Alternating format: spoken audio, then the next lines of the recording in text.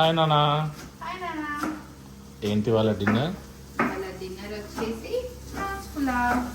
First ఉప్పు ఇంకా పసుపు వేసి ఇలా బాయిల్ చేసుకున్నా. అవి ఇందులో వేసేసుకున్నా.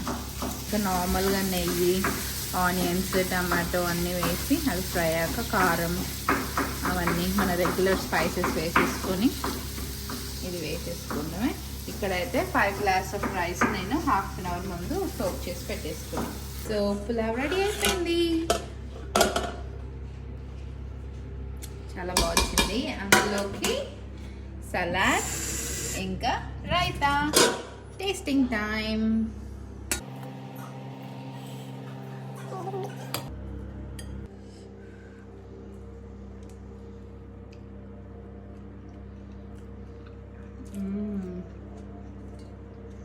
చాలా బాగుంది. మీరు కూడా ట్రై చేయండి.